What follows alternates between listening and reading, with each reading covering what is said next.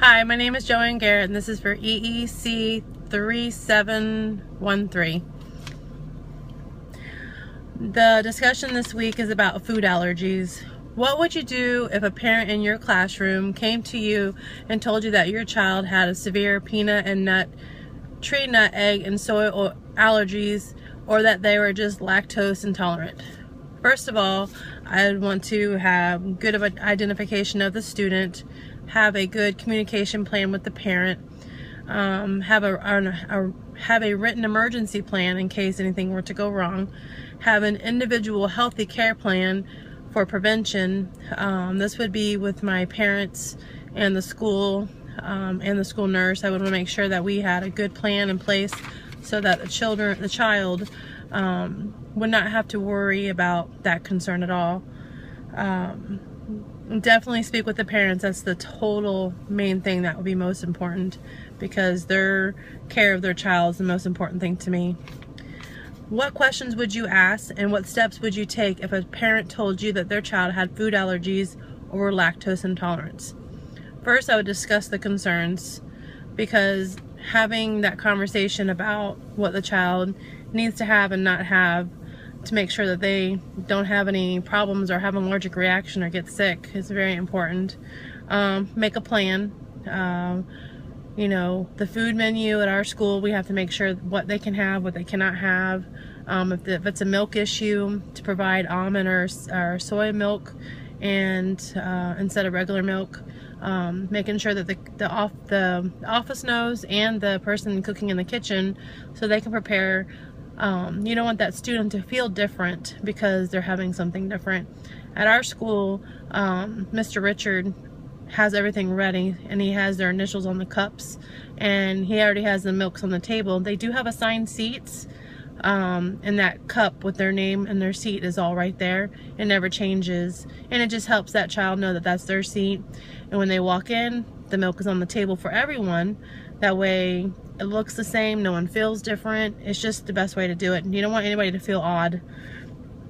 I want to make sure the front desk or the office or the director knows what's going on if a parent tells you there's a concern.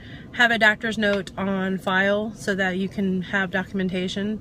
We don't really necessarily need it at our center, but we do like to have it. If a parent has a concern, we address it and we make a plan, and we put up food allergy lists of all the students, and what they can have on certain things, even if they're allergic to bees, or if they're asthma sufferers. We have it all up there just so that everybody can be aware, staff and things like that.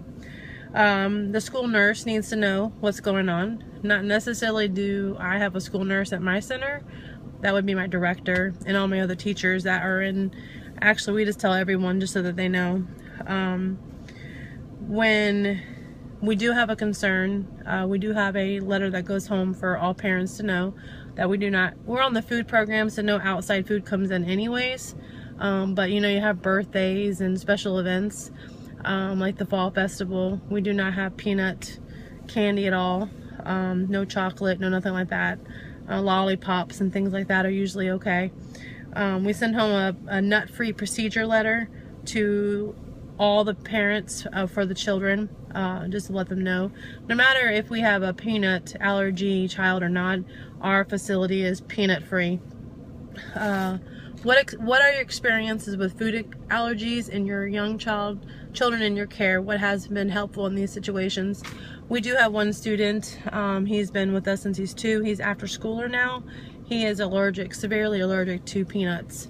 We do have food experiences sometimes, and that mom is really great about communicating, and we're talking to her. And for example, the other day we had movie and popcorn day, and the popcorn machine was messed up, so we had to go to Winn-Dixie and get like the Orville Redenbacher popcorn. But before we did anything, we communicated with her, and we actually asked her what he could have, and then we just got that for everybody, so it was all the same, because they wouldn't have known anyways.